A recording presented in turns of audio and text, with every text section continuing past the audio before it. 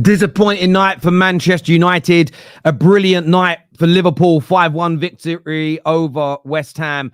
And Nwaneri and the kids of Arsenal shining this evening as they batter Bolton Wanderers to go into the next round of the Cup. We will be covering all the games on tonight's Full Fan Highlight Show. A panel coming soon.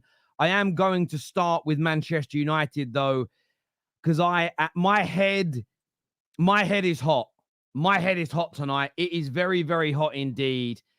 This was nothing short of pathetic from Man United this evening.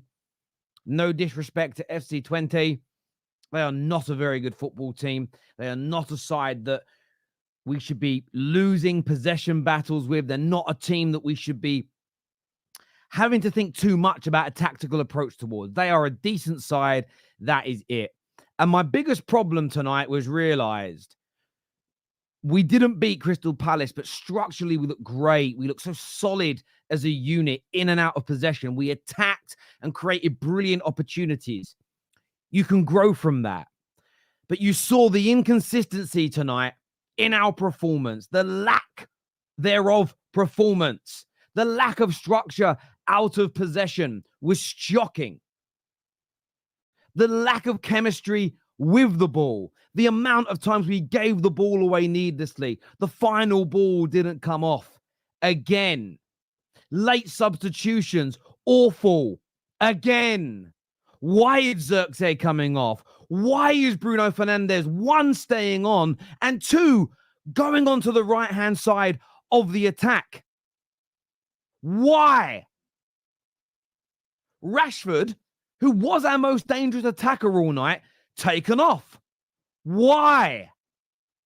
If you're going to take Ahmad off, you bring Garnacho on, put him on the right, you leave Rashford on, you bring Rasmus Højlund on for Bruno, and you go that way. You give it a try. This is why I don't believe Ten Hag is going to work at Manchester United. This is why I believe the writing is on the wall. I can take a draw with a solid performance and say, let's see if we can create some consistency now. I can be positive in that regard. I can't watch a performance like tonight and say, this manager's the guy. Because it was structural. It was the amount of space we afforded to FC Twente. That is tactical. And it is embarrassing. Ineos must act. Rightly or wrongly, whether they bottled it after the FA Cup final, whether they couldn't find a better candidate, whether better individuals said no, whether Ten Hag sold them a dream. I don't care the reason. The reason is almost irrelevant to me. This man is not going to make us play consistent football. This man is not going to make us consistently strong, out of possession, hard to break down, resolute. I watched Arsenal tonight with loads of kids play. Yes, they're against the League One side, but strong, resolute system. Liverpool tonight, slots just come in, but because they've got a good structure, big rotation, they look just as good. I don't believe this man is going to make us consistent. I don't believe this man is going to make us able to win Premier League titles, or at the very least, compete for them. Individual players tonight, look, I'm going to be honest with you. I was excited to see Ugarte, but I thought he was absolutely dreadful, especially in possession. Absolutely awful. Bruno Fernandes, another disaster. Disaster from him. It really, really was. Maguire, the goal they scored, what is Maguire doing? Rushing out? You're not fast enough, bruv. Stop. You move like... I don't know his first name. The Munster. Daddy Munster. Whatever his name is. Tell me what his name, that Munster's called. You know, from the Munsters. Looks like Frankenstein. Moves like Frankenstein. Why are you coming out? Eriksen then caught dilly-dallying on the ball. And then Onana. The positioning again. Has he been beat like that? He's near post. That's all positioning. It's amateur. It is amateur. But so many of our problems tonight, some of our players were awful. They deserve criticism. Absolutely, they do. But tonight was on the structure. Tonight was on how we set up. Tonight, so much of it was on Erik ten Hag. And unfortunately, I said, objectively speaking, I was going to support this move, and I have. But we are, 6-7 games into our season. And we've had some good spells in games, a brilliant display against the League One side, an excellent display against Crystal Palace, but we couldn't score, and the subs killed us from the manager. And then tonight, bad structure out of possession, dysfunctional in possession, and the subs were absolutely horrendous again. Absolutely horrendous again. I just don't think the guy is right for the club. Now, some people are going to disagree. Some people think he's the man. Give him time with structure. I don't think it should take you this long to be good in and out of. I'm telling you now, the League 1 and 2 teams that have played in the League Cup in the last few weeks, they've got players that are so lacking in comparison to Man United's in terms of overarching quality. But their structure is typically better than we are. On a pound-for-pound level, it's better. And you are deluding yourself as a Manchester United fan, if that is the case. And to this salty comment from Loy here that says Glazers' fault, the Glazers are the absolute reason that we are where we are. Ineos' job is to drag us out of the drag us out of the ashes that we are in, drag us out of the ruins that have been created. You are absolutely spot on, my friend. The reason that we fell so low is because of the Glazers, there's no doubt. I would never blame an individual player or a manager for the reason that we have fallen so far as a football club in the last 11 years. That is on no one individual. That is on the way the football club is run. Anyone who says otherwise is a moron and doesn't deserve any airtime whatsoever. But from my point of view, again, as I say, so much of this is on the manager. And look, the panel will be with me soon. We're going to jump into your super chats. In other news tonight, Arsenal with a very good win. I had all 3 games on tonight in here. And look, Arsenal there was a few chances for Bolton, and Bolton obviously scored a goal in the second half when it was already not a contest. But I think Arsenal fans would be so happy with the display tonight. I think when you look at some of the young kids that were playing, I don't remember the name of the goalkeeper. I'm sorry, is it Barker? Something along the lines. I've got to go back and check. 16 years of age, very competent performance. You look at Skelly, look good at this level.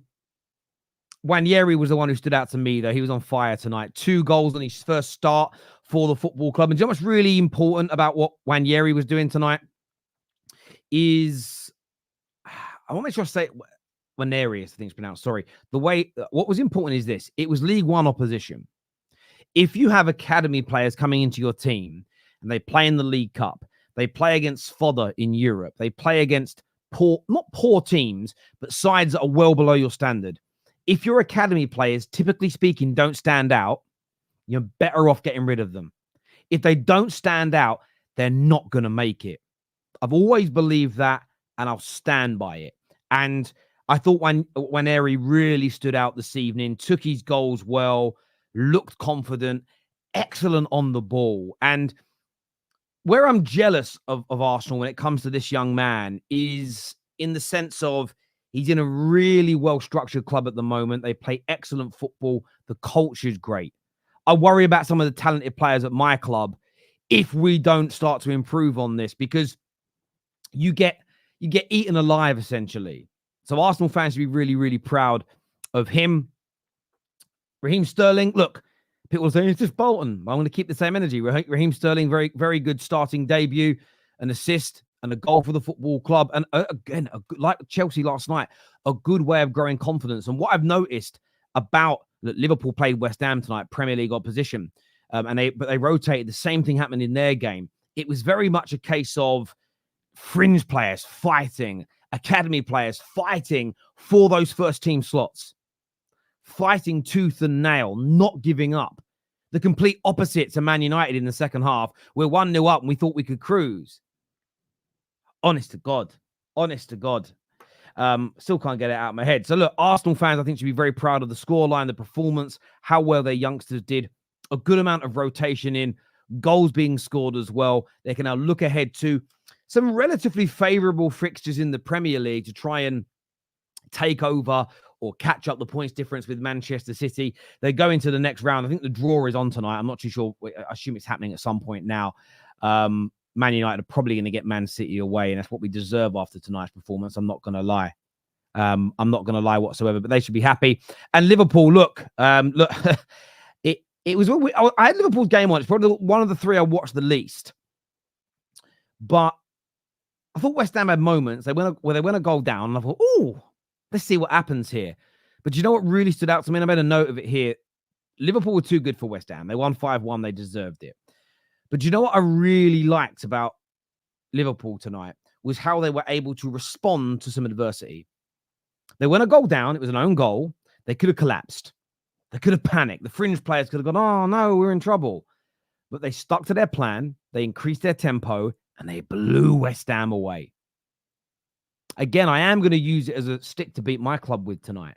Complete opposite to Man United. We conceded a goal, and it weren't until Twente decided to sit back and not try and attack that we actually looked like we might do something. We lost our heads. We lost composure. Again, this stems from club structure and the head coach relaying that message and getting you on board. It's about the way the club operates. Typically speaking in life, the performance of any team, sports team, sales team, nursing team, whatever it is, you are a reflection of how you are run, how things operate, the culture at your club. Again, anyone who disagrees with that hasn't had a proper job yet or has never been in a real working environment of any sort or is a child and isn't aware of it. But it's so key. And I think that's what stood out so much about Liverpool tonight. They bounced back so quickly from adversity. Again, they're playing very nice football under Slot. They just look the same team as they did under Klopp. Maybe with a little bit more invention now, maybe with a little bit more of a plan B when things don't go right. They can change things slightly. And again, that's what well-run clubs do. You don't just change manager and, oh my God, how are we going to cope now that the manager's changed? Of course you're going to cope because you're structured well. And they were excellent tonight as well. Super chats here. Sadiq says, big up FC Twente. That draw a big result for them. And that pissed me off as well. Not that they were celebrating the draw. They are a tiny, tiny football club. They really are tiny. Proper little, bruv. This is how small they are and how big a deal this was to them. They flew over 4 or 5 days early. A lot of them got tickets to watch Man City play last night because they thought we'll go and watch another game. They've been watching local football matches during the week. They've been everywhere. This has been a fucking holiday for them. Fair play to them. I'm not having a pop at them. They're singing and dancing in Old Trafford because we couldn't beat them tonight. Ashworth and co should be looking at that and saying, this ain't on, mate. This is where Man United should be with the size of our club and the money we spend. We should be having those fans give us a standing ovation and go, do you know what? That Man United team is brilliant. I'm so proud and happy I came to watch them play. That's what used to happen. We went away once to Bilbao and we had players like Rooney score goals and the crowd stood up and clapped. Ryan Giggs came on as a sub and the fans stood up and clapped. That's what we were. How many other people can say that about their club? That you've gone away to multiple clubs in Europe and had standing ovations for certain players scoring goals against their team. Now we've got people taking holidays because they know they have a chance when it comes to playing our club. And imagine, no disrespect, I know Sunshine's backstage. Imagine taking a holiday in Manchester. I love Manchester, but you don't go there for holidays. You know what I mean? That place is wet. 20 more years of Ten Hag in. Oh, it's crazy, mate. For all Ten Hag supporters that got giddy because of 10 goals in 2 games. Since then, we had one good half of football and 2 goals. Also, how is Bruno stayed on the pitch is a crime. Absolutely agree with you. Joshua J, you're quite a positive Man United fan. It's not about being Ten Hag in, Ten Hag out. People have got to drop this nonsense. Are we improving at a quick enough rate? Very good second half against Southampton. Excellent against Barnsley. Brilliant performance, no goals against Palace, but the manager messed it up in the end. And tonight, back to the dross that we've seen so many times before. The lack of consistency is a killer. And again, I hope I'm wrong. I hope we bounce back against Spurs. I hope that we win all our remaining games until the international break. I hope we go from strength to strength. Now, that is hopium. I'm hoping that. But do I believe it? Not on your Nelly. And if you do believe it, explain why you believe we're going to start improving now. You need to make me understand that.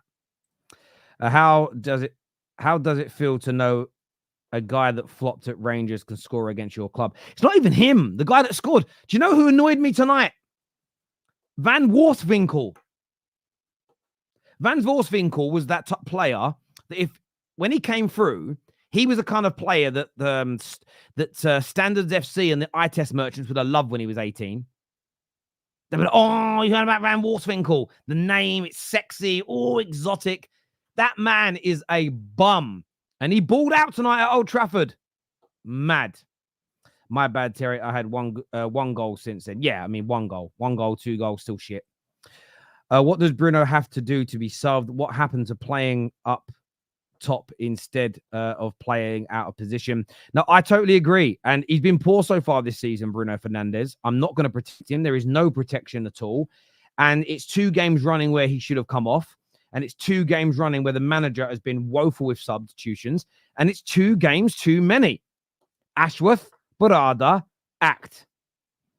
I did mention Ten Hag's poor subs and in-game management in pre-season. Saw this as a mile away, but was dismissed at the time.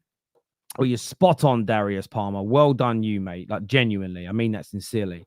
Send Ten Hag to PD as punishment. Bruno stinks. What's PD?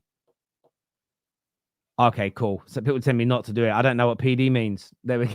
Do you know what PD means to me? When I worked at Barclays, PD was your... it was like your performance review, your PD grade for the year. So you'd get like an A. When I first started, it was A to D. Of course, I used to get A's all the time. And then they changed it to like exceptional, above expectation, met expectation, didn't meet expectation. Of course, I was always above expectation and exceptional. That's what you do. You can't be any other way. And that's why my club annoy me. And it's because of my own standards.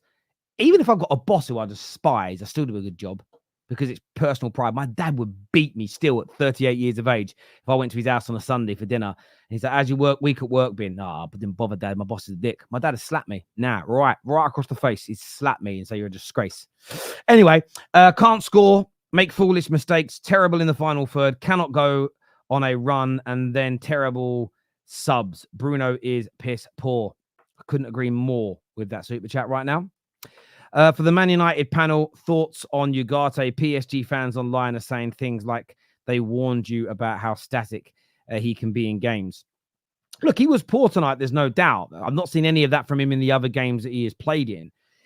But this was a game where I didn't even think we needed him. This was a game where I didn't think we needed a destroyer. Tonight was where you actually needed an Eriksen and a Kobe to start the game as an example. But no, he was poor. He was very, very poor tonight. But again, what I'm not going to do is sit here and complain about the structure of the team, the lack of chemistry, the poor subs, individuals that shouldn't be out there, and then single out just one player for being poor when he's joined the club. It's hard to settle into a team that we're all saying is dysfunctional. A monster. Who's the monster here? Bruno's performance was like my dustbins. Stinky. You're spot on, mate. Came into the game thinking second string whilst... What is WH? West Ham. Okay. People have got to start writing the full fucking names. It's so hard for me as a dyslexic. My brain don't work that quick. Came into game thinking second string whilst West Ham played a semi-full strength and looked for to get a great win. Great win, but biggest takeaway from this is the mentality Slot has instilled within the entire squad. I'm going to be blunt with you. It's not Slot. Slot has continued. What your board have started. It's your board. The board run the football club. The football, they're the ones. If it transferred between managers, you had great mentality last. I'm not slagging off Liverpool.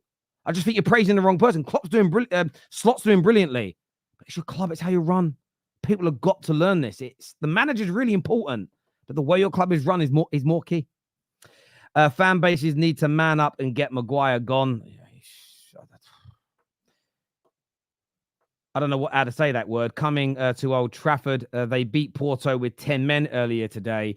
That's the value of cup trophies if we are embarrassed in Europe and the Premier League.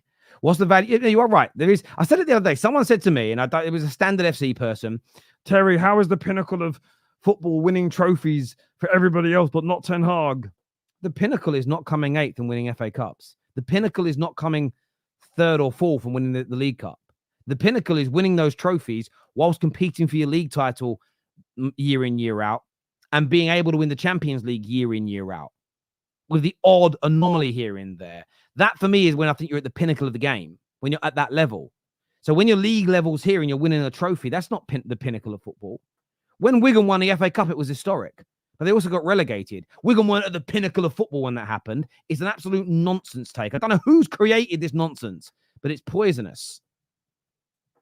Nwaneri and Sterling should start. Martinelli poor, is what Carl says here. We'll be getting the panel's thoughts on that when we bring them out. We've got Giuseppe and Sulz coming on. We've got Sonshine, Dizzy, KJ, Husam, and Ram on the show as well. Make sure the like button's been hit. Make sure you are subscribing to the Football Terrace as well if you haven't done so already. Let's start bringing out the panel now. We'll get the depressed 3 out first, and then the happy 4 out afterwards. I'm actually going to go to the people that won some games tonight. Souls, talk to me about Arsenal. I want to be cheered up a little bit. I want to make some people smile. Oh, Terry, you're not going to beat the allegations with that one. But yeah, no, I mean, look, we're brilliant. I mean, I wasn't there on the weekend. I conceded a goal as I was walking into a wedding, so that wasn't good. But today, I'm cheered up, man. 5 goals, youngsters played, rotated 11.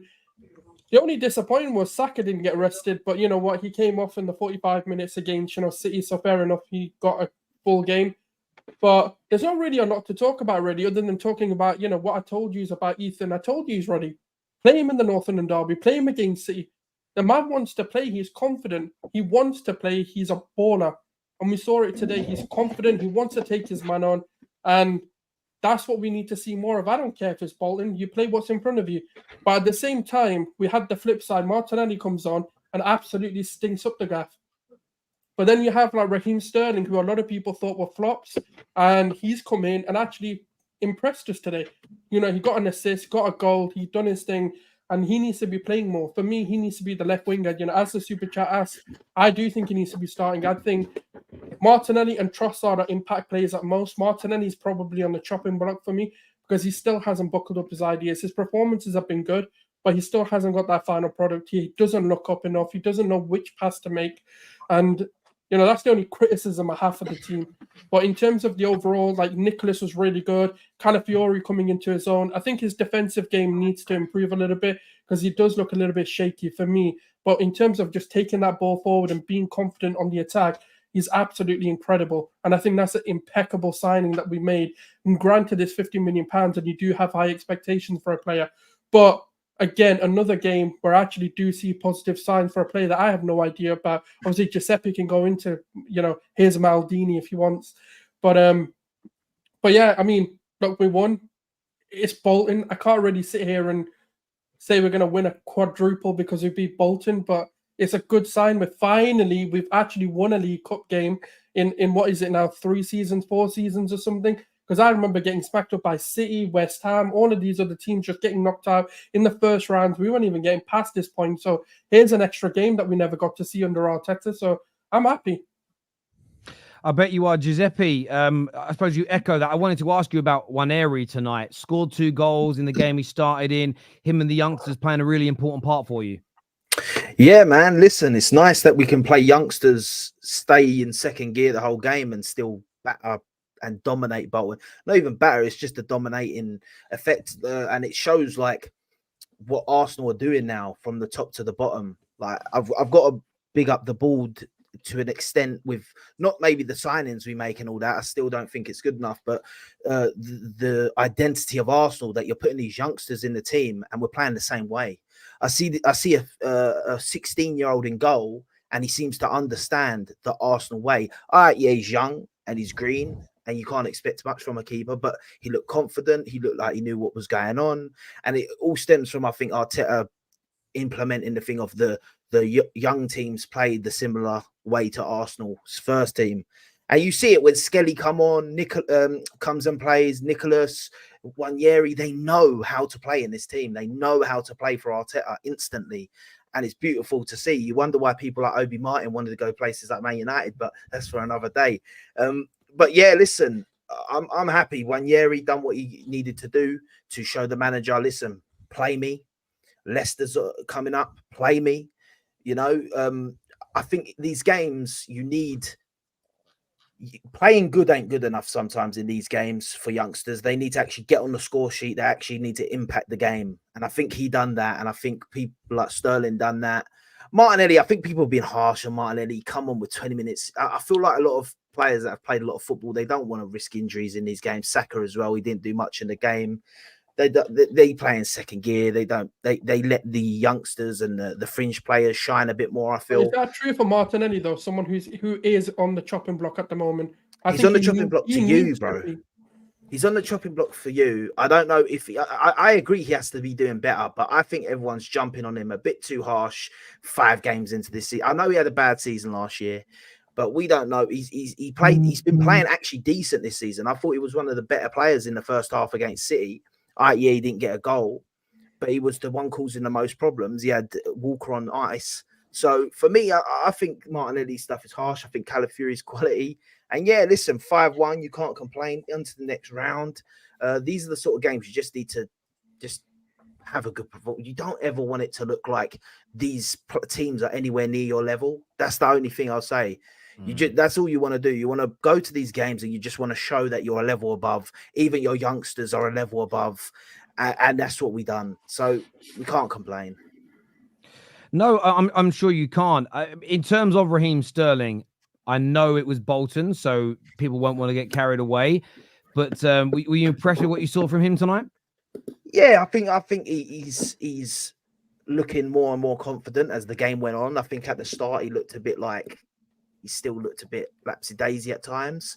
But I know that is kind of the way he plays as well sometimes when he's got the ball. But I think he's going to be decent for us. I thought he played well. It's only Bolton, but he was involved. He was giving us a different outlet that we don't normally have like that. Was it Nwaneri's first goal? Great assist by Sterling. Great run. Something that we lack sometimes. And I think, yeah, listen, other teams sort of, I know it's Bolton, but we've got Chelsea fans twerking about their players scoring against Borough. So, you know, you don't matter who you're playing, the player's got to perform. And yeah, listen, I think Sterling's going to just grow into the team. I think he's still lacking that bit of confidence, like that Chelsea, that sort of Chelsea toxicness. Takes a while a few showers at the Arsenal to get that off. We see it with Havertz. So yeah, I think keep playing him. I would probably start him against Leicester again, just because he performed tonight, and I think you reward that. So yeah, I'm happy with Sterling at the moment. I hear that. Herbie all right tonight, not bad. Herbie. Who the hell is Herbie? Oh, what for Arsenal? He's an Arsenal player. Does he mean Kirby? Maybe. I don't know. I don't know what it means. I don't know. Well, we're all a bit lost. I don't know. I don't know if it's a spelling mistake or I don't know if he's meaning Bolton player. I have no idea. Yeah, I have no idea who Trying to work out. I've got Anyone know? No one called Herbie. Anyone know? Sky King, who's Herbie? Maybe it's a joke. It's going right over all of our heads. Potentially going over all of our heads. Is there a Twente player called Herbie or something? Maybe. I don't know any. Listen, I don't know. Other than Van Wolfswinkel, who honestly, man sounds like you know them rubbish films about catching Draculas and vampires, like the Van Wolfswinkel 2, the Return of the Fangs. Like it's a madness. It's just genuinely. I know these are flops here. Just let everyone know the draw has happened, and this is the draw for the next round. So you have Brentford versus Sheffield United. It is Southampton at home against Stoke. Tottenham are playing at home against Manchester City. AFC Wimbledon or Newcastle will play at home versus Chelsea. Man United will be at home versus Leicester. Brighton will be at home against Liverpool. It is Preston at home versus Arsenal. And Aston Villa versus Crystal Palace. So one of the big teams. You know what? I do feel a bit sorry for Tottenham. I want to say I feel a bit sorry for Tottenham, right? And I'll tell you why I feel sorry for Tottenham. Because they have to win a trophy. And the only draw, the two draws for Tottenham, you probably don't want is Man City or Arsenal, just because of how often they both beat. Well, they have a good record against them. I don't know about in cup competition. So, but that's a big one there. Look, Man United, Leicester, we should be through to the next round. Newcastle, Chelsea could be tasty. Brighton, Liverpool would be tasty. So some really good games in the next round. Before we get on to Liverpool, we're going to come back to some Arsenal super chats too. KJ, Man United tonight, another disgusting day in the office. I'm tired, man. I am tired. I'm tired of these players losing their heads when things go wrong. I'm tired of them making mistakes. I'm tired of them losing their heads all the time. I'm also tired of Erik ten Hag. I'm tired. I am convinced that all the positive changes that we've seen in the first 5, 6, 7 games is down to Ruud and Rene. Because it can't be him. Because when it comes down to in-game, when he has complete control of what goes on, my man finds a way to make it worse. Who told my man to take off Rashford? Who told him to put Bruno at right wing? Who told him to do that? Because those two decisions right there screw us over. Because Rashford's was our most dangerous player, and Bruno had an awful game. But then you put him in a position that we know that makes him worse. So instead of potentially, you know what, let's bring him off. Let's try something different. Let's bring someone else in there and see something different change, something different happen. We decided to put him in a place that he can stink up the place even more. It's frustrating. It's frustrating. I don't know what these guys doing in training, but we can't hit a barn door even if it was wide open. How are we allowing these keepers the chance to make these amazing saves? Every keeper coming up against us right now is looking like they are world beaters. And I'm not saying they're not amazing saves. Some of them are. But some of them you think, wait, if you just put that in a better shooting place, then it's harder to save. You probably score goals. And I'm just getting frustrated at the fact that we can't build up, the fact that he makes poor changes, and the fact that these players are just losing their heads every single second. Like, Harry Maguire, what are you doing?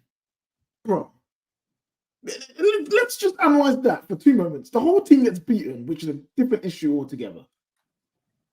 You think you are this big colossal brother to come and slide in, and you slide in like a clown. It's not even a strong slide. The man looks like he just falls over, bumbling over like a fool. It's embarrassing. It's frustrating. And we have to put up with that. And the thing is, these players can go through a period of time where they look solid. I remember last season, Maguire looked okay as a third choice centre-back. Do we not forget this happens every year with this guy? Making dumb movements. Eriksen, he actually played a game for longer than 60 minutes. And guess what happened?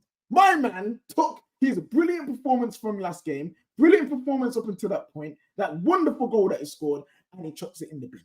Because my man's doing up. I'm cool. You know what I mean? I'm doing up too cheap. Bro, play it to Onana, please. It's just getting embarrassing at this point. I just want to read out just a quick stat for you.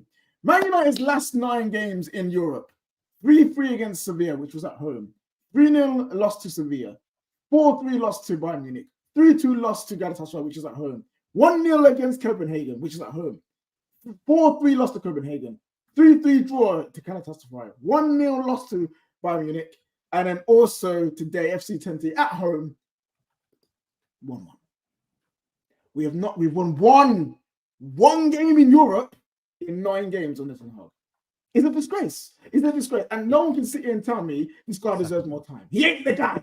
He's just not it. And I really wanted to win the Europa League. And I said focus on this competition, because likelihood of getting Champions League for the league is probably not possible. The thing is though, KJ, listen, I can handle poor individual performance in a solid team structure. So if we look really solid as a team all night and Maguire makes that mistake, I'm not blaming the manager, barring you could say, should he have picked him, right? That's the only element. But it was everything. And the individual mistakes were 10 a penny today. Delo, that's been good this season, I don't know what he tried at the start of the game with that weird thing. It was so casual. But why?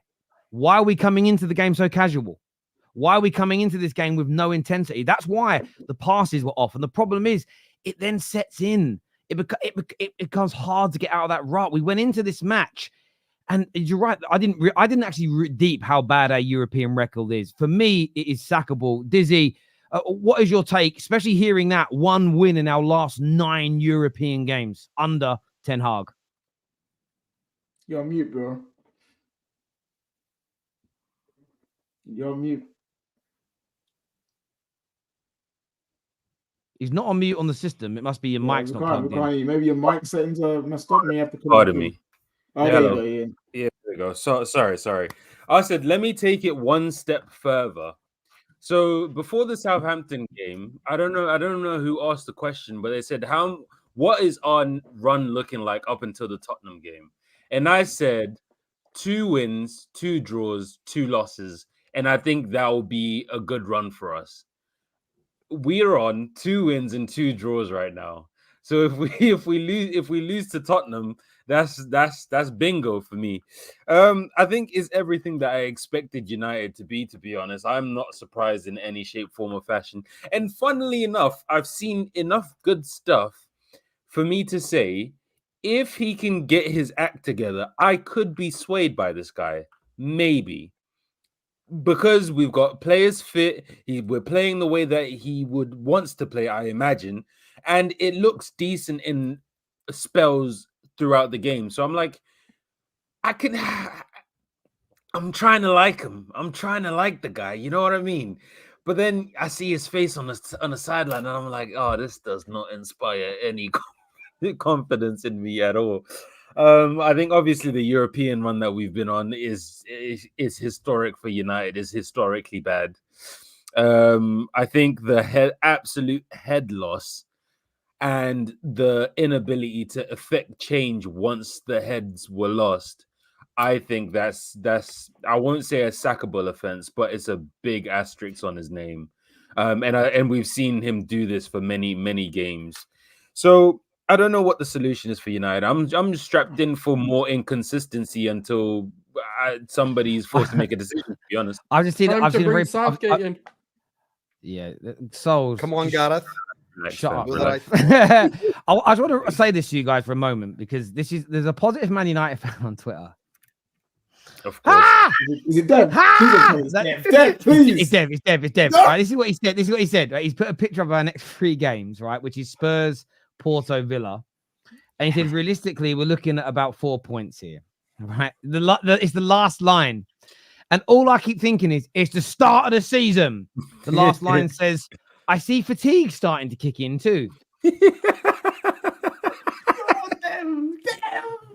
Why? You cannot say fatigue 5 games into a season. You just can't.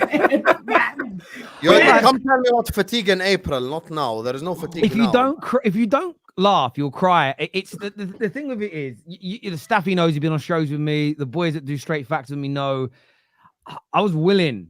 The boys that were in Germany in the summer, I was willing to get behind this in terms of, I'm not going to kick off that he's staying. I'm going to wait and see, right? And we don't know what we don't know yet. In the future, we might realize actually it was sensible to do this, maybe the way certain players felt. I don't know. Also, it could have been a bottle job from Ineos. But I'm looking at this and the lack of consistency. And this is where I get annoyed, because you review match reviews, full fan highlight shows, you look at a game in isolation, you say what you liked and what you didn't like, right? But then at the same time, you can't ignore the overarching picture. And this season, it's been, really happy with most of the game against Fulham. Got to score some more goals. Then we played Brighton, and you're like, poor in parts, good in others, awful defending. Okay, next game. Much better after Liverpool, awful the whole game, ripped apart. You then play Southampton, a bit up. It's like we're so up and down, and I would rather be sort of 6 out of 10 and slowly getting better than boom. But this up and down inconsistency, it should be the proof to everybody that this man isn't the guy. Sonshine, what you saying, bro? Oh, for you again, aren't we, Terry, man? Flipping no. Excuse the poor voice at the moment. I'm not screaming down Old Trafford this time. Actually, not very well. So, yeah, don't have to hear too much from me. But Same old, man. Same old shit, man. Like, we just have a mentality issue from the longest. I've been saying it for the longest. Once there's a level of pressure applied to Manchester United, these players capitulate. And on top of that, you then have the manager who's, in my opinion, made it even worse with the substitutions he's made tonight, and specifically speaking on tonight's game alone. So, I don't know, man. You can't, in my opinion, you can't coach or teach a certain mindset. You can't teach it. It has to be found based on all of the other things that go together. And that confidence and that resilience comes in unison once all the other things start clicking. But as you said, because we aren't very consistent, there's no chance or opportunity for us to be able to at least be able to do that, in my opinion. So there's always going to be this up and down notion now. There's always going to be a belie for Ineos and Ten Hag and these players as a collective, because it's the first season with, a new structure. So be it. So yes, there's always going to be 5 to 10% of, how can we say, leniency is the word I'm after, when it comes to this. But the whole picture, as we're looking at it, Terry, it's not looking great, man, because we can't bag goals. I've been saying you know this, 3 seasons now I've been saying we can't bag goals. So I don't care how we play football. If you can't put the ball in the net, don't matter. It absolutely means piss all to me, I'll be honest. But then at the same time now, when your head does go down and you are struggling, we're then conceding goals, and we haven't got the mentality to then go and at least try to maintain the decent football we are playing to go and try and put the ball in the back of the net. So I genuinely believe these players have tapped out, regardless if they do perform well or not on the pitch. And like I said last stream, if you don't score goals with whatever style or system what you're playing with, you then don't get confidence over what you're doing. Doubt then creeps in. Then that doubt then transfers onto the pitch, into the next game, and then it then goes onto your manager, and then the manager gets sacked. So this is not to say Ten Hag is a shit coach. It's not to say he's a shit manager. Is he perfect? Absolutely not. Is he under criticism, which I'll get to in a second? Absolutely. No problem at all with that. But to say he's shit is a different thing. I think that's just emotions on top of emotions, surface level. But the reality of the situation is he's not been able to get his players scoring goals. We are not ruthless enough scoring goals. And I genuinely put it down to his first transfer season when he fucked up, second transfer season when he fucked up. He had an opportunity to build a foundation of a solid defensive unit. We were hard to beat. You add goals to that, find a way. In my opinion, he went too far ahead, in my opinion, but that's gone now. So we'll go on to Ten Hag for this game. You play Bruno on the right, bro. Bruno Fernandes goes on the right, does he? Is that where he plays? Rashford's been in great form for the past game and a half, including this game. You take him off, do you? Amad Diallo's looking like a threat on that right-hand side, creating a madness. You take him off, do you? You play Garnacho, you bring Garnacho on for what reason? Yes, is he better than any of our front three on his day? Maybe, but at the moment, that top three were doing very, very well. Zirkzee linking up play. We look like a threat. So you put Bruno on the right, do you again? This is what we do. Like, I can't support these decisions. That does not mean I don't support the manager where he's done well. But he most definitely will get smoked when I see ridiculous stuff. When I've said plenty of times, there are situations when there are decisions that's only on the manager. And I've got no issue having these conversations. This is not about Ineos. This is not about the structure. This is not about, players being injured, because again, we've got a fully fit squad now. This is you making a decision based on absolute fuckery, excuse my language, but it is. That's exactly what I've just seen. That is wild behavior. I don't mind Bruno being in the team, but you don't play him on the right. If you feel you need to put Bruno on the right that much, you take him off. You take him off. Because there's no way he should be on that pitch on the right-hand side doing absolute madnesses. It's not needed. So for me, yes, we haven't we played well enough to go and get the win. We created chances, but once our heads went down, the manager gets paid maybe 10 times, 15 times for certain situations within a game. And this is to change a game around. You're going to get some games where you need the manager to step in and make decent decisions. Maybe 15 in a whole league season where it's critical. And today he got it wrong, in my opinion. I'll finish it with that. before Staffy goes, I know he's going to pop off because Staffy's that guy in it. Fair play. Can we chat about this Bruno conundrum? Because I was talking to Cam in the group chat, and I was saying, with the changes we've made in the system, the player that has been struggling the most is Bruno. And Cam said something where I was like, you know what, maybe I'm willing to hear him out. He said, maybe we need to reevaluate what we expect from Bruno in this new system. Maybe it's not the GA guy, goals and assists. Maybe he is the guy who facilitates more, keeps it more simple, more passes to be like the pre-assist, dictating the play more. And I was sitting there, I started to be like, you know what, Camille's got a point. But all that's of that, not his game. Stop. Let's stop doing all of that. It ain't it. So can I tell you something, KJ? What this comes down to? We spoke about it, I think, on Straight Facts, not about Bruno, but the same thing. I've always been a fan of Bruno. I've praised him when he was doing really well for us, and certain United fans didn't like him. I stand by those games. That doesn't mean I can't see the problems now. The problem is with a lot of football fan discourse. It's someone that was wrong about Bruno 4 years ago. He's bad. He isn't good enough when he was doing well. Now that he is doing bad, doesn't mean you've always been right. And the problem is with the conversations, it goes into, I was always right and you was always wrong. And it becomes a battle of ideology rather than what's right for Man United right now in terms of conversation. You see it with a large scale with Ronaldo. I always knew he weren't that good. He's proof now. What, now that he's 40, you fucking idiots? And Bruno, for me right now, shouldn't be anywhere near the starting lineup. Yeah. Maybe he comes good later. He's playing, so it's not even about, I've always thought he was bad or I always thought he was good. Right now, he isn't playing well enough to be in this team. And that should be all that Man United fans, to a degree, are concerning themselves with. And that's why the conversations are hard, because it becomes two groups of people attacking each other as opposed to putting Man United first. Personally, Bruno shouldn't be in the team. Doesn't mean he hasn't done excellent stuff for us in the past. Doesn't mean he wasn't playing brilliantly towards the end of last season. Doesn't mean that he won't be good again in the future. It just means right now, objectively speaking, awful, shouldn't be in this side. 110%. Denying that is crazy to me.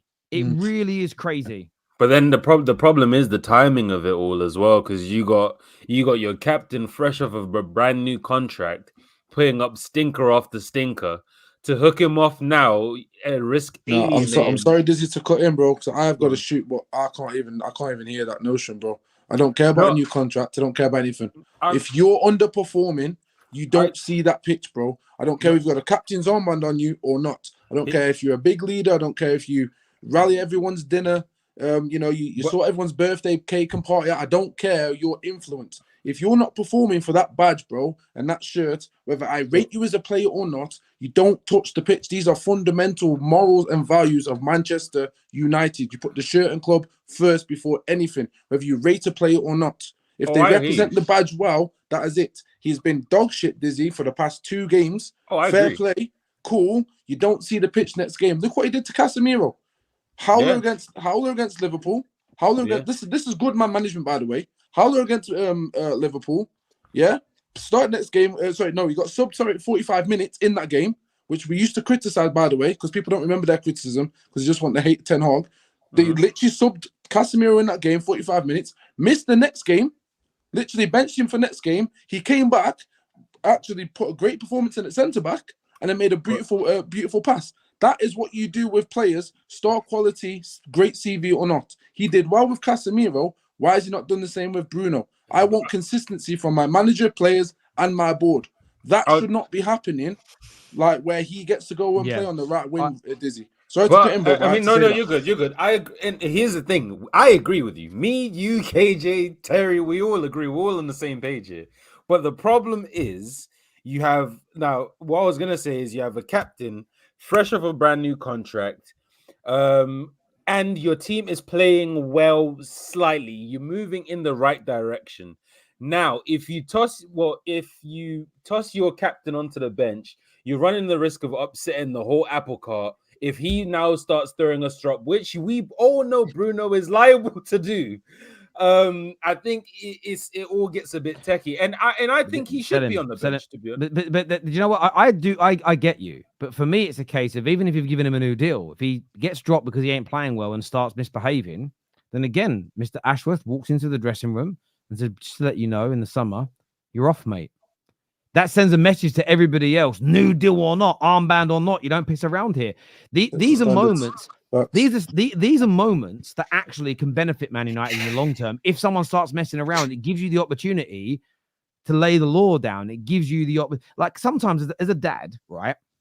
My daughter told me a few weeks ago, well, actually in the summer, she told me she hated me because she just ain't naughty. Like what I did, right? I went behind her and picked her up and threw her in the swimming pool without her knowing. She got out and she's a proper madam. She screamed at me, "I hate you." And I was like, oh, this is great. It was great because it gave me the opportunity to parent in that circumstance for a moment. And I was able to, in the right way, lay down the law. She apologized. Do you think Jackson's ever going to do it? Because he saw his sister get in trouble. So it wasn't something I want to happen per se, but it's like, now this gives me an opportunity to show my authority in the right way with my children and be a good parent. Same principle here. If Bruno's dropped and starts behaving like a cow son, then it's a great opportunity to show everybody the club has changed. And if you behave this way, you're moved on. So for me, yeah, something needs to happen because he isn't good enough. I'm going to come back to Man United in a minute because I want to touch on Liverpool for a moment. Sam, how impressed were you? Sorry, Terry. Cheers, mate. Thank you, bro. Panel, man. Enjoy your wins, guys. Sam, how impressed were you with Liverpool tonight, bro? 20 times. How was I impressed with? I was very impressed with Liverpool today. It was beautiful to see 5 goals, 5-star performance. Spaghetti Mafia getting an assist as well. So now Chelsea fans hold that. All our forward lines have GA as well, including the guy that played 5 minutes. So Jota is back scoring, which I think is important because we look at him as a very clinical forward for us, someone who can help us going forward. I don't like the fact that we drew Brighton away. I'd rather play Preston at home or some shit, but this is what you expect anyway. It's always the hard route to the final for us. I just hope we get an easy team for once in our life, but unfortunately we won't. And today I like the rotation as well. It shows, to be honest with you, it shows how shit our squad is really. Because even when we wanted to bring on like a third midfielder and stuff, we started bringing on McAllister and bringing on a winger, bringing on Mo and stuff like that. So look, I like the performance today. It's an indicator of certain players that can come in and do a role. Curtis Jones, I know he got an assist for the goal, but that guy ruined about 5-6 counterattacks. I'm just shouting at my TV, release. I beg you, just release the ball because there's a player making a run in front of you and he's just never going to change that shit. It's been the same stuff since 2017. But yeah, we won the game of football. And to be honest with you, I don't think it's arrogant at all for me to expect that Liverpool should win their next 3 games up until the international break. It's not arrogance. It's not me thinking we're better than everyone else. But with all due respect, Wolves, Bologna, and Crystal Palace, I should be expecting 3 wins out of 3. And, Terry asked me, I think it was last week, after we beat, not Milan. Yeah, after we beat Milan, he was like, was the Nottingham Forest game a blip? And I think these next 3 games will tell us whether it was a blip or not. Wolves, Crystal Palace, and Bologna, obviously very massively important games. If we can win all 3 games, then we just know, Nottingham Forest was a bad day at the office. Everyone will just scrap and we can keep it stepping. But if it just keeps repeating over and over again, that's when stuff changes. But yeah, fantastic win. I have to give massive credit as well to Cody Gakpo because he's playing on the left-hand side. 2 fantastic... Actually, not. I'm shameless. The second one wasn't a fantastic finish. The first one was a fantastic finish at the near post. The second one was a bit of a jammy goal still. But the first goal he scored was just an unbelievable finish, to be honest with you. Near post. The keeper could do nothing about it. And I'm very happy with the win today. I thought that the players showed that they can actually come into this first team and make a little bit of a difference. So. Yeah, I'm very happy that we won the game today. Carabao Cup champions, by the way. We're holders. We're coming back for our trophy. Let's go. Big tournament, isn't it? Big tournament. I remember. Do you remember when Husam went viral when Man United? Oh, here we go. Saying, "How dare you celebrate? How dare you celebrate?" And then, I sounded Italian then, but there we go. It's just you sounded Russian. Like Makarov from Modern Warfare. I do love how you roll your tongue when you speak, bruv. I'm not gonna lie. Like some of your rants, it's like they're not even that funny, but they are because of the way that your accent. It's amazing. But Ram, how about yourself, Smiler? What did you make it tonight? I'm happy, man. United drew. We scored 5 against a Premier League team, unlike certain other team that scored 5 against a League One team, but they're gassed. But I'm very happy, man. Every player barring a certain left back. Yes, Husam, I'm going to mention him. He was dog crap today. I'm sorry, you brought up Curtis Jones. I'm bringing up Simicast. He was dog crap today. But other than that, really good mentality from the boys, especially given the fact we let them score a jammy own goal. But Gakpo was great. Chiesa, it was great to see him on the pitch. Got an assist. Arsenal and Chelsea fans can hold that. And yeah, overall, a really good performance. I have to disagree with Husam to an extent. I think Curtis Jones had a Jekyll and Hyde performance. First half, he was very, very poor. Second half, I think he was a lot better. One of our best players in the second half. And a great finish from Diogo Jota as well. Like certain Chelsea fans want to say that Nicholas Jackson is one of the best strikers, or would they prefer to have him over certain other strikers? I prefer my strikers to be clinical, and that is what Diogo Jota is in a nutshell. So I ain't gonna swap him for anyone in the league. I'm happy. Through to the next round.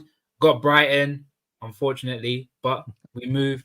There's another hard team to get past, unlike certain other teams who get easy draws like United and Arsenal. But we move. That's what we do. We're Liverpool. That's it. I just want to say, by the way, Don here says, I like how you roll your R's is crazy. A lot of people saying pause to that. Well, firstly, that's the expression. I want to say this, Don. I don't know how secure you are about your own manhood, but it's literally, do you want to know what the actual phrase is? Do you want to know what it's literally, no, hang on, let me finish. It gets funnier. Hang on. Stop being so insecure, you silly little men, right? Do you want to know what the actual expression for what it's actually called when you roll your R's? Do you know? It's got an even funnier name. It's called an aviola flap. I love your aviola flap. It's called the what? Say that again. It's called, I think it's pronounced aviola flap. That's the official linguistic term for it. So, I mean, Husam, I love your aviola flap. I mean, that sounds worse than rolling your tongue, right? I'd rather roll your Again, remember, it's only a pause if you're an insecure man. That's all I'm going to say. Nah. If you're insecure, don't mention him. He's not insecure. No, don't talk nonsense. What? Because I'm insecure in myself. Look at you, insecure little men. Oh my God! Look at Staffy. What went wrong with Man United tonight? Break the performance down for me, please. You want me to break down the whole performance? No, just play. No. Play some of my previous match reactions. That's all you need to do. Because I'm actually tired of repeating the same thing. I'm seeing people saying, "Oh, let Staffy." What am I gonna say that I haven't said before? I actually feel burnt out. I'm legit burnt out. I need you to send me to the mountains like Eric Ten Hag did with Sancho last season. I need to go to the mountains for 3 months and come back so I can actually have the energy to do content anymore. What am I gonna say that I haven't said before? I'm generally so sick of it. Last game, what's that guy that was on the bottom row last week that sits here and talks about no tactics, just glazes Ten Hag 24/7? What's his name? Dev. Yeah, where is he today? Oh, it's so convenient he's not here today. I wonder fucking why. Because there's no glazing to do the Ten Hag. I said this team I exactly said it last game. This team looks better because of the individuals. I don't see a switch in tactics. And when I talked about our build-up and then the way we attack and our patterns of attack, I said I don't see repetition. But of course, how dare me say that? Oh, look, this guy's always being negative. What happened today? We had some of our best individuals sitting on the bench. We had to play the likes of Maguire. We didn't play Mainu, and we looked shit. And there was no tactics whatsoever. And by the way, let me tell you guys this. We used to think this guy is only good in the Eredivisie. He played a Dutch team today and couldn't win. This is a Dutch team. Half our team is Dutch. And we could don't put me on the big screen. I don't want this. I'm too pissed. Take me off the big screen, bro. I'm not doing this. Put me back, bro. I'm so sick of this, bro. Half our team is from the Eredivisie, Our manager is an Eredivisie manager, and he couldn't coach a win against the fourth best team. Not first, not second, not third. You couldn't name me any of these players before today. Wolfswinkel, whatever the hell his name is. Who is Wolfswinkel? Norwich, Come on, bro. Great striker, bro. Wolf Fire, Van man. Winkle. But that, I like Ricky, man. I just don't understand how people, you don't need glasses to see the issue anymore. It is so obvious. We are a poorly coached team. It is that simple. Why can't you see that we are a poorly coached team? Today we got out, I wouldn't say we got out coached because we had the ball, but we couldn't beat an Eredivisie side that we couldn't name most of the individuals and their manager. The way that guy who ran our ran through our midfield when they scored, KJ, the excuse was that this midfield doesn't work in the Premier League. Guess what? It didn't work today against a Dutch team because the minute that guy picked up the ball and he saw how split we were in our high press, and our high press has been so shit for 2 years, he just found it easy to run in that midfield and do what he did. I said, I like my bagels in the mornings only. It is an East Coast thing that we get everything bagel cream cheese. I want that in my breakfast. I don't want it on the pitch. I don't want to see an everything bagel midfield. That hole in our midfield, I've had enough of it. I don't want to see that. Manuel Ugarte. Oh, stop being negative. He's good. He's this, and that. The guy today couldn't make basic passes, and we spent 50 million on this guy. But when I sit here and I say, guys, it is not the right signing. We need better. We need someone who can actually use the ball better. Someone who can make basic passes, break up lines. No. How dare I say that? Enrique told us, a manager, a highly rated manager in Europe said, I don't want this guy. He cannot pass the ball. What do? We go to sign him, and we put him in a position today where he has to sign the ball. Like, what are we even doing here? What are we even doing here anymore? This midfield is shocking. And Bruno, I don't even want to talk about Bruno no more. But to your point earlier, you're saying I used to defend him when he played good. You used to say, oh, because he used to play good. The thing is that this is why people are repeating it. It's not them saying, oh, he's shit now, but he used to be good. It is the same reasons we used to say he's shit. It's just like when his GA dries out and he doesn't execute that final pass as good as he used to. His shooting is not as good as he used to. You see his flaws more because it can't be masked by GA no more. There is no reason why this guy played 90 minutes again today. Back-to-back 90 minutes, and he's probably the worst one on the pitch. He is the worst one on the pitch, and he gets to play 90 minutes. Why? And I'm not even going to get mad at Højlund anymore. Because I used to come here and criticize Højlund, and I said his overall play wasn't good. The reason I've laid off Højlund is because we actually signed a player, a striker, whose overall play is good. But now every time we need a goal, the manager takes him out and he brings on another striker. Why are you not bringing on an extra striker in that box? The one thing we didn't do today is that we didn't shoot the ball enough. Rashford would be his man, he wouldn't shoot. Xerxes would do a little 1-2 and wouldn't shoot. We don't have enough players that want to shoot the ball. Instead of wasting a midfielder who is not doing anything, this is what I'm saying. You could just play the match reaction from Palace. It's the same thing. Instead of bringing him on, he brings him on for Xerxes instead of, bringing him on for a midfielder. You did not need Eriksen, Bruno, and Ugarte. They're not doing anything. Yes, fair enough. Listen, Eriksen made the mistake, but he was probably still our best midfielder because he's the only one that was moving the ball well. Take off Bruno and just bring on Højlund. Just give him someone in the box so when I at least have a reason to throw the ball into the box, I'll have something that might poach it. But this manager is so incompetent. The fact, by the way, the fact that we need a goal and he takes out two attackers and brings on one attacker and a midfielder, what the fuck was Mason Mount going to even do? You think Mason Mount is going to beat a defender like Rashford does? At least Rashford was cooking that guy and he just wouldn't shoot. And I'm sitting there, I'm doing my watch, and I'm like, Rashford, shoot the fucking ball.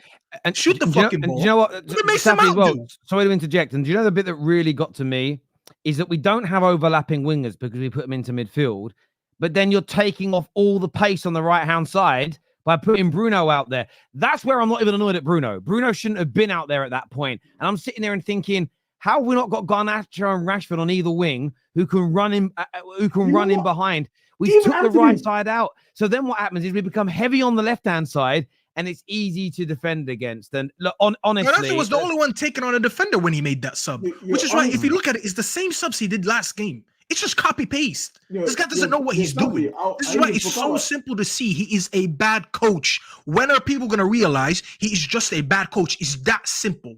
I'm not saying the minute you get rid of him, we become a Premier League contending team. We are, guys. Like, I really need you to understand this. This is one of the easiest games that we were going to play in the Europa League. We go next to Porto away, who Arsenal couldn't even beat last season, and then we go to Turkey to play Fenerbahce. And now, guess who's waiting for us? Jose Mourinho is waiting for us to treat that game as a final. And Fred. Amrabat is waiting for us to treat that game as a final. Fred is waiting for us to treat that game in a final. We could see ourselves with 0 wins in 3 games in the Europa League. Not the Champions League, the Europa League. And people used injuries last season as an excuse. What is the excuse now? Please tell me what is the excuse now to not beat a team like this. We should have beat this team with our B team. We rested 2 of our starters today in De Ligt and Menu. So pretty much we put our best lineup up, bar those 2, and we look shocking. And people still don't think it's a coaching issue. I don't know what to do anymore. Go back to fucking write letters to Ineos to keep this guy. Because I'm with you guys. And I said this game 1, and I'm going to say it again. Ten Hag in. We are Ten Hag in until the season ends. Because you have not suffered enough of this football. You need 34. What? We played, 5 games? 4 games? We need 34 more games of this. Because I want to see you at the end of the season writing letters again. And saying, oh, please keep him in. We love Ten Hag. Yeah, keep him in when we finish fucking 6th in the league. And, bro, if we make playoffs in the Europa League, I'm not watching. Don't fucking ask me to come on Match Reactions. You think I'm wasting my time watching Europa League playoffs? Wallahi, I'm not going to be here. KJ, if you send me the link, I'm blocking you. I'm warning you now. Do not fucking send me the link. I will not be doing fucking watch-alongs or even watching a playoff game for the Europa League, bro. No, that's fair enough. And the point of Mount, I forgot about that. What is he doing? What was Mount going to do? And you know what's crazy? How has he gone from loving Anthony so much that he can do no wrong to now banishing him to do nothing? Like Terry said, if you're not gonna have like wingers on the bench, wingers out wide who are gonna run at the why put Bruno out there? Why not Anthony? I know he's. Do you know what? Do you know what it is? It's performative. It's performative. It's almost, I'm going to show everybody that he's not my favorite by not bringing him on. He's probably sitting there really wanting to bring him on. You are absolutely right, Staffy. This so much of this in terms of how we're performing on the pitch is down to this manager. Michael, I mean, there's probably not much more to say about the performance, but do you think it's about time that already this season that Ineos cut the cord and say goodbye? Because the season is still completely salvageable at this point. But if we wait another 2 or 3 months, the gap between top 4 and our being in the League Cup, being in contention in the Europa League could all be over by December. Should we act now, in your opinion? Yeah, I mean, I looked at my calendar during my video, and I saw October 7th. That's the next day the international break starts. That's after Villa away. I'm thinking, you know what? It's only 2 weeks away. You can contact a lot of people in the space of 2 weeks. You contacted about 16 of them during between Palace and the FA Cup final last year. So I know you could do it again. So it's time to start calling Tuchel's agent. There were rumors about Inzaghi a couple of days ago. I saw that maybe he would like to move to the Premier League from that some random inter aggregate site. Start calling people because Staffy mentioned Porto away. That's no easy task. We have Villa and Spurs upcoming in the league. If we lose both, let's say we lose both of those games, we could find ourselves in about 13th, 14th place. And realistically, probably already out the top 4 in September, early October. Europa League, I'm like Staffy, I'm not trying to see a playoff against Bodo Glimt or whoever we play. I'm not trying to see that. I'm really not. Because Staffy mentioned just for but we also have to go to Serbia away. And let me tell you something about Eastern European away nights. It ain't easy. Because I've seen the best of teams struggle in those kind of nights, and this club and these players have constantly proven hostile atmospheres. They shit their pants constantly. So they can't beat FC Twente in front of 70,000 faithful at Old Trafford. What makes you think they're going to go into Serbia with about 50,000 Serbs yelling at them that they're gonna win? I don't see that happening. I don't see it. We can barely score goals in front of the Trafford end. We ain't scoring the goals in Serbia. So I just look at this team. It's not looking good. I look at Ten Hag, constantly in-game management. I don't understand how you need a goal and you take off your most threatening attacker in Marcus Rashford. You don't play with 2 strikers when you need a goal. You bring on a Mason Mount who probably should have started the game because he's your best presser. So you at least bring him on. And then Bruno Fernandes, Him and Ugarte, 2-for-1 flight back to Sporting. I'm sure they offer that. You guys offer that in England, 2-for-1 flight, 1 ticket free. I don't know who wants the free ticket, him or Ugarte, but one of them's got to take it and send them both back to Sporting because Bruno, I'm sorry, you got your extension, wage extension, not year extension. So you're getting paid extra money now, and you showed up to the season after having a good Community Shield performance. You had that, and then you started the season 0-for-6. The bar's on the floor with him. There's been games where I've had low expectations for Bruno. I don't expect anything from him. Now he's not doing anything well. Even running, he's not doing well. At least back then when he was struggling to create chances stuff like that, he would press his socks off. Even that, our press is not even looking good enough. Our press only looks good when Mason Mount's on the pitch. That's calm, whatever. But he's not leading the press. He's not creating chances. He's not scoring goals. He's not dribbling. He already couldn't do that. He's not carrying the ball. He's not doing anything. Absolutely nothing. It's the fact that our midfield only looks good when that's 18-year-old, 19-year-old Mainu looks on the pitch. That's the only time our midfield looks good. And I don't understand how this football club in the academy, I've seen them develop the best of midfielders. Kobe Minu, we've seen him now. Jace Fitzgerald looks like a gem. Dan Gorak played against Doncaster Rovers in the under-21s match yesterday. He looks like he's getting his fitness back as well. All these kids you can develop. But when it comes to the market and you have to go find senior players, you came back to me after the first season under Erik ten Hag. You saw Christian Eriksen looks like the best fit, but off the ball, there's issues, right? On the ball is fantastic, but off the ball, there's issues. So you go into the market and you have to go find someone that has Christian Eriksen's on the ball ability, but can offer you legs, can offer you a little bit presence there. You come back to us with Mason Mount, who can't offer you what Christian Eriksen can do on the ball. So you miss then. You're 0-for-1. That's strike one. Now this summer, you go back into the market, and your answer is Manuel Ugarte, the guy that can't turn on the ball and pass it forward. At least Casemiro gives me passing range. He's shit everywhere else, but at least I know he can. Wallahi, I miss Casemiro, bro. Bring back Casemiro in the 8. Wallahi, I miss him. You have Staffy asking for his arch nemesis back. That's how bad. Bro, because I always said just play him in the 8. I don't hate him more than Bruno, but play him in the 8. At least the guy gives me. Wallahi, he gives us aerial threat. When he gets in the box, he moves me. I'm like, wow. Look at Casemiro winning that header. Yeah. Look at that. We need to go today and look who we said we need to go and look what Ugarte did in the 93rd minute. He shot with his left foot and the ball sliced. Yeah, they didn't even go straight. The ball do you know what it is though, guys? And this is the thing. It's like Ugarte is going to start getting a lot of heat because profiles and how the manager's utilizing people. Like you just said there, put Casemiro in the 8. This is why I think most of it's.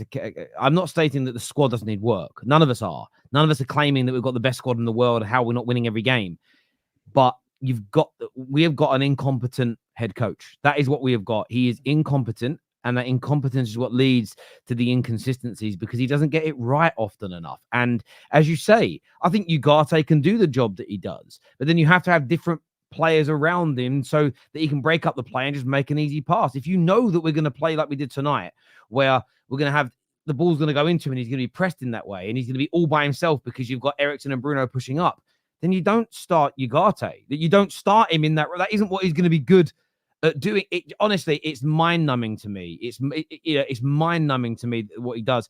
Some super chats here. First one says the draw today, bro. It started in the 5th minute. 5 minutes. Oh, that was like when it was about to start. In 5 minutes, it was the draw was about to happen. So right. There we go. That makes sense.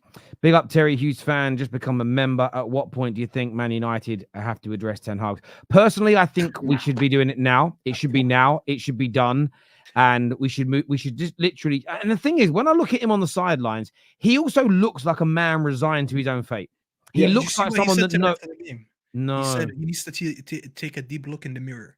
This is the first time he's ever actually came out and criticized himself publicly. Yeah, you know why? Because against his club that he loves. It takes his club that he loves to kick his ass for him to actually be like, wait a sec, something's going wrong. It's that, but I also think he knows that but there's been a number of stories that have come out from credible sources that haven't really trended, which I've found weird.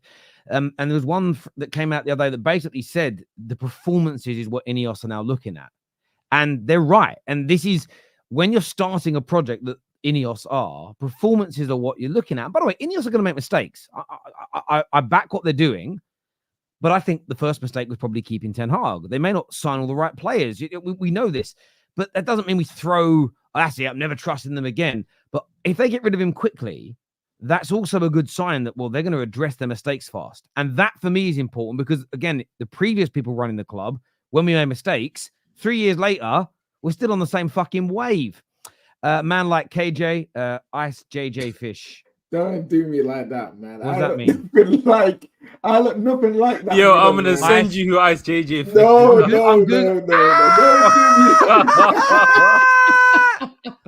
You Don't do me do. like that, man. No, you do. I don't. The only thing we got relation is our teeth, bro. My teeth are gappy. Bruv, nah, That's it. bruv. Hairline, head shape, Oh, everything's the That's same. crazy. Teeth, everything. You've done me. That's You a guys murder. don't do me like Murder. that, man. Murder, that is. All right, cool. And I'll hold that for now. I'll hold Bruv, it. ain't them doing that. God did you like that. I'm just saying. Nah, God made me beautiful, and definitely more beautiful than that. You know what I'm saying? 53, Herbie special car. But who's 53? Oh, I don't know. Nwaneri. Oh, Nwaneri. There we go. That's what we weren't Nwaneri. getting. Like, we don't know. Yeah. Listen, I know everyone thinks I'm an Arsenal fan, but I don't know. The only shirt number I know. See, the Wi-Fi knew he was lying. He was like, I'm not an Arsenal fan, and the Wi-Fi cut him off. You know what I'm saying? He's definitely Wi-Fi doing said, some "Give it cap up." right now. Definitely capping right now. Yeah, KJ, Ice you do your JJ thing. Fish. You're is the tough, co-host though. here. Well, it looks like you've gone, so I'm gonna do. I heard everything you said, you scumbags. That's the best thing about disconnect. You can hear everyone, but no one can hear you. Yeah. Yeah. Oh, mate, I can't wait to get my lease line in my house. I can't wait. I'm getting 50 gig up and down. It's never dropping off ever again. Ten Hag quest for silverware has come to an end again. Oh no, Tottenham's. That means Tottenham's. They're playing City. I thought it meant Ten Hag. Big up Terry. That's what I mean by the abbreviations. They throw me. Big up Terry, huge fan. Oh, sorry, already done that super chat, but thank you very much, my friend. Spurs should lose to City. Listen, I love Spurs to win. Though. Spurs to win, and it opens it up. It means anyone can win that tournament. Like I always feel when City go out, anyone can win it. Terry, we have a Liverpool t-shirt for you, just not sure for your good for your mental health. Yeah, I won't wear it. Man United is not good for your mental health, so you can switch to Liverpool or something. Oh, no. You can always use it to wipe your floor. So Yeah, I'd rather not put that on my floor. My floor is quite clean. Liverpool actually broke United after the 7-0. I don't want to. Whatever, bro. We've been broken. it's been 2 years. Give it up, Yeah. man. Don't worry, Terry. Man United will beat Spurs. I hope so, because that'll be painful. Old Disney movie Herbie 53 car was personally alive, winning the Grand Prix. Oh yeah. I get you. I get you now, Yeah. Sky King. Have you We get you, I've seen the brother. Herbie films. I watched the one with Lindsay Lohan. Yeah, Reloaded. Yeah, Same. that's what I've seen as well. Yeah. No, wait, I had a crush on Lindsay Lohan. Same. She was a client of the department of the private bank I worked in, and I asked tirelessly of her relationship director, could you mind putting her onto my portfolio? And he just went no. I was so desperate to meet her. Do you know who else? Do you know who was on my portfolio back then as well? It was a very weird meeting in his hotel room. This was back 2017. Did he? Kevin Spacey. Kevin Spacey. Worse. Yeah. I went by myself, right? But at the time, none of it had come out. It's only a few years later where I was like, oh, crazy. I'll tell you guys a story off camera, though. I can't tell it on camera. Why the F is Ram having a dig at Arsenal 4 times in 60 seconds and analysis? So cringe. Congrats to Husam. Big up the football terrace. Thank you. Terry, if Man United lose to Spurs, what is the next move? Well, nothing would. My move, same. Sack him. Sack him. It's just not changing. Inzaghi do you know what? I would quite like Inzaghi to come to United. Do you know why? Because it would also upset Mo at the same time. It would kill 2 birds with 1 stone. Staffy, but are y'all beating Spurs? Y'all? Why'd you say y'all like that? Listen, Phineas. I'm proud of Phineas. I'm gonna tell you why. When you say it in the English way, you all sounds horrible, doesn't it? Y'all sounds better the way you. I think he's from Atlanta. Listen, this is why I don't like Phineas. Phineas will sit in my watch along for 2 hours, not ask that question, and then put me on the spot here. You know what, Phineas? You won't get an answer. How about that? Thank you for super chatting here, brother. I love you. If Man United lose 3-0 to Spurs at the weekend, will Ten Hag get sacked like Tuchel? It could be the El Sacico. It really could. We lost the last El Sacico, and when I say we By lost, winning. we didn't By lose on the winning. pitch. Yeah, We lost the result because We lost the war. We lost the war. We won the battle. but lost Yes, the we war. won the battle, but not the war. I don't think so. I'm not I don't saying think what I we want get to happen this weekend, but I feel like either way, I'm a winner. I don't That's think what he I'm gets talking fired. They'll this wait till weekend. international break. They'll wait till No, I think- literally, yeah. What, 3 games? 3 games. Just gotta wait. Actually, I forgot. Ten Hag again. What am I saying? Ten Hag again. Shameless. Let's be honest. There's no improvement last year. Just better individuals. No goals. No control. No adjustments. No bravery. He should have been gone. And you know what's also going to happen as well? The players might come in with new coaches, a few new players, and you get a little bit of there's excitement. But soon the same old feeling comes. I don't know if you boys have ever done this. If you ever been in a relationship, it's gone sour. You break up.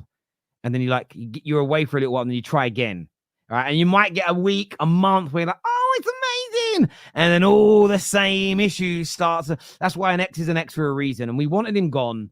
You know, if you're ever in a relationship, you're like, I think I'm going to break up with someone, especially if you're not married with kids and got a mortgage, you're probably just best off doing it. As soon as you start thinking it, it's done. KJ Ice. That's what we're going to call you from there. KJ Ice. That's what we're going to call him. That's a cool Ice. nickname. Don't give him KJ that. Ice. I like it. Terrible. Look, I want to thank everyone for tuning in. This video is going to take you to Husam's channel for, I can't pronounce the name of the show. Is it Allahi? Allahi. Wallahi, I can never say it right. Bro just said the only Arabic word he knows. Shop in Arabic. Alaqwa. No. Alawa. Yeah. It means the coffee lounge. Alawa. It I'm means- so One bad. more time. How you say it? Il ahwa. Okay. Il Halwa. Yeah, bro. You know what I'm like? I was like that at school learning French as well. You know that scene in Friends where they're trying to treat Joey French and she goes, Yeah. Jum, ma, You know how to ma, speak French, hell. yeah. And then I was like that. Break it slowly. I can do it. Put it all together. Shabba, shabba, da, da, da. It just, I can't do it.